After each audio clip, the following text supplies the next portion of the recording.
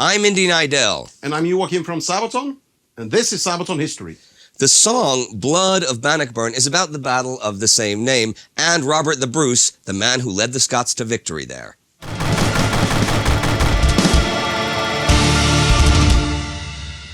The Scots fought for their independence from the English for over 30 years before achieving final victory, and a major step on that road to victory was the Battle of Bannockburn. And our song, Blood of Bannockburn, is our only song in a major key. Wow. Joakim is going to tell you a bit about the song itself, but first, I'm going to tell you the history. Now, the Scottish defeat in the Battle of Falkirk in 1289 at the hands of the English had seemingly destroyed the Scottish independence movement once and for all. William Wallace, the guy from Braveheart, had abandoned his title as the Guardian of Scotland, embittered by the Scottish nobles who had betrayed him during the battle. On the run, he was again betrayed and handed over to the English, who emasculated, strangled, and quartered him in 1305.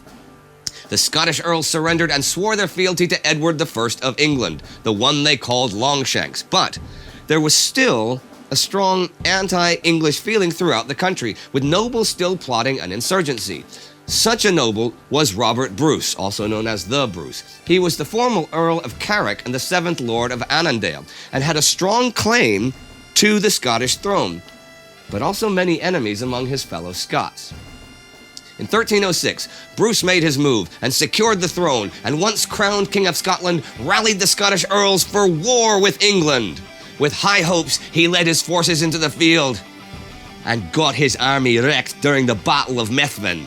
In fact, Bruce barely escaped with a small band of loyal followers, his army gone, his lands confiscated and distributed amongst his Scottish enemies. Even his wife, sisters, and daughters were captured and imprisoned, his brother tortured and executed. But from his darkest hour emerged one of the greatest comebacks in history. Now our time has come to fight. Scotland must unite. We'll make a stand on Stirling ground to put a challenge to the crown. Robert Bruce returned from his hiding place in the Western Isles, where he recruited new warriors to his cause and began a relentless guerrilla war against his enemies, raiding English camps or ambushing their supply lines. They hid among the locals, who also hated the English oppressors. Robert Bruce became a tactician, finding the weak points of his enemies and using the terrain to his advantage. He took back his castles and gathered ever more supporters to his cause. One by one, he destroyed his internal enemies on the battlefields, took their strongholds, making him an actual king of Scotland once again. Of course, this war did not escape the attention of the English throne. Now, Longshanks had died by this time, and his son Edward II was king. But until 1314, he was distracted by his own internal enemies and his affairs in France. But the new king in the north was a serious threat to England's frontier. So Edward assembled an army of over 18,000 men, among them heavy cavalry and Welsh longbowmen, and led them to crush the Scottish rebellion once again. A side note here, the longbow was a recent and major innovation that revolutionized medieval warfare. Welsh bowmen had used them against Longshanks, actually, and he incorporated them into his army. The longbow was a devastating weapon, with long range, able to pierce even plate armor from shorter ranges, and with a much quicker rate of fire than the crossbow. They would later famously be used to destroy the French in battle after battle during the 100 Years' War. Contrary to popular opinion, though, longbowmen did not launch arrows high in the sky to drop onto their enemies. Okay, while this did happen, they fought far more often at close range in order to be their most accurate and to preserve their store of expensive and limited ammunition. Anyhow, at this time, Bruce had Stirling Castle, the old residence of Scottish kings, under siege.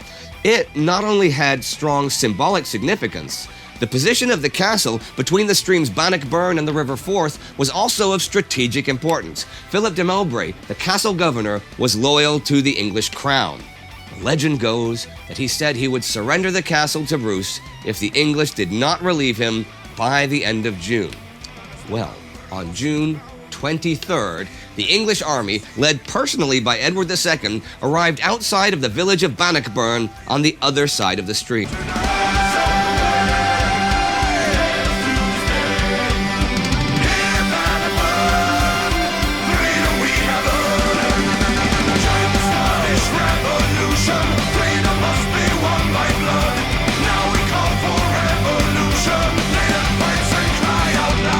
Robert Bruce was now determined to fight a decisive battle. His army was probably around 8,000 to 10,000 men strong and consisted mostly of infantry, some crossbowmen, and a few cavalrymen. He was outnumbered at least 2 to 1. Historians disagree on how much of the English army had arrived by the battle, so Bruce would have to rely on his tactical experience he had gained during his guerrilla campaign. The story of the Battle of Bannockburn goes that the vanguard of the English army crossed the stream and encountered Robert Bruce and his bodyguard. The Scots had made defensive earthworks that formed a bottleneck on the road to and through the woods, so the English could only launch a narrow frontal attack here. These earthworks also neutralized the English advantage in heavy cavalry. The English nobleman Henry de Bohun, whose father was joint commander of the vanguard, spotted the Bruce and charged him with a lance. The Bruce turned at the last moment and won the duel with his superior battle-axe-in-the-face tactic. Too right. The Scots then routed the vanguard infantry. Now, Bannockburn is not a large river by any means, but it is lined with swamps, marshland, and dense woods, through which the armored English had to struggle. The Scots on the other side were hidden in the woods. When the English attempted to cross the stream, the Scottish infantry would advance as well, in tightly packed formations known as shieldtrons or schildtrons. They carried spears and pikes, and as long as they maintained formation, the English heavy cavalry, also limited by space from getting up speed, could not hope to charge them and live through it, nor could they outflank them. As night fell, the English camped in a deep marsh and remained awake for the most part, fearing an ambush that never came. The following day, June the 24th, Edward II drove the rest of his army across the stream. Bruce moved his whole force out of the woods in 3 formations. The English now realized that the field was too small for them to fully deploy, so the archers, who would normally have been on the flanks, were now placed in the front rank. They opened fire as the Scottish advanced. Bruce ordered his cavalry to charge them, which prompted Edward to order a countercharge with his own cavalry, which blocked any possible storm of arrows. The Scottish formations did not break, and the English charge went horribly wrong. The Scots infantry advanced, pushing their enemy back into the steep-banked ditch of the Bannockburn, where the English soldiers were trapped by the weight of their armor and slaughtered. Rally all the clans, Englishmen and lands. Blood of Bannockburn, point of no return. Join the Scottish Revolution, freedom must be won by blood. Now we call for revolution, lay the pipes and cry out loud.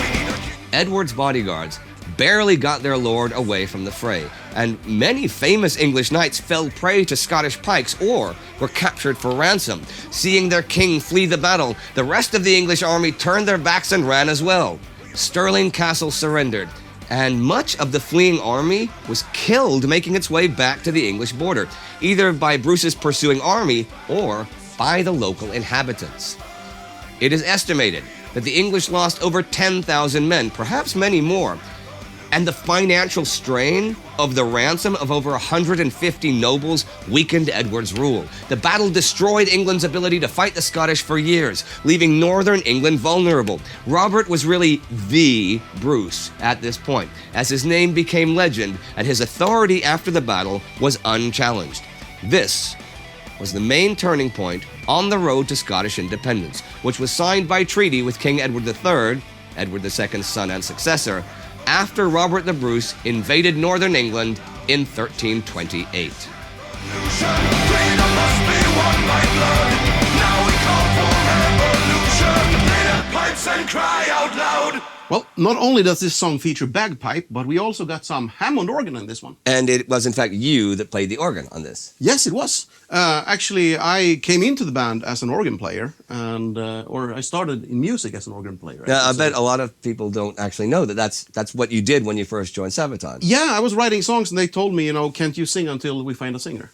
The lazy bastards. Well, here I am. So were you like singing on demos, and they'd we'd send these around, and somebody could maybe take over? Yeah, actually, that's what happened. the lazy bastards, as I call them, and I will refer to them as that for this one, they actually told me, one day, we're going to record a demo. And I went, well, we don't have a singer. And they said, well, we'll use the demo to find a singer. And that actually made sense. And so you were just doing like a placeholder vocals. Yeah. Okay, it's something. It sounded like shit. Now, do we get to hear it one day? I hope not. I certainly hope not. Okay, so that means I'm probably not cutting to it right now. Oh, no, please don't. Okay, not cutting to it right now. But that's really interesting. And I play keyboards as well and stuff. And Yes. we both played with different Swedish bands and different touring around Sweden. It's been a lot of fun. We were touring basically we started touring Sweden at the same time. Yeah, we did. mean, you guys started playing in the 99 or what? Yeah. And the first Swedish bands I started really touring around Sweden with was also in 99 and 2000. Oh, yeah. Now, back to the song, though, because this is about Blood of Bannockburn. One thing about this song is you can't help but feel it's sort of an inspirational song, when you... Yeah, I mean, it is in a major key, as Yeah? I said, and it's such a good vibe live. Seriously. I mean, it was kind of popular on the album, Yeah? but live, that song really comes to life in a way.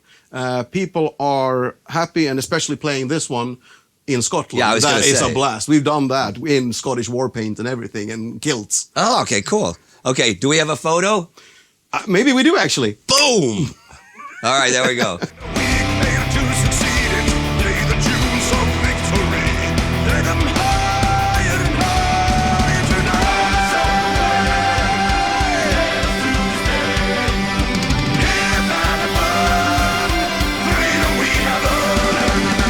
Join the Scottish Revolution, freedom must be won by blood. Now we call for revolution.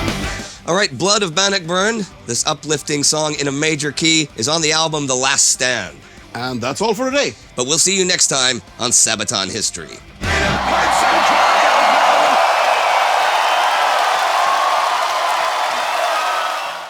All right, soldiers. You know the drill. You subscribe to the YouTube channels. It's Sabaton History, regular Sabaton channel, World War II, and Time Ghost. You click that playlist, find more cool videos, and then you support us on Patreon. That's what makes this shit happen, okay? Now on the ground, and give me 20!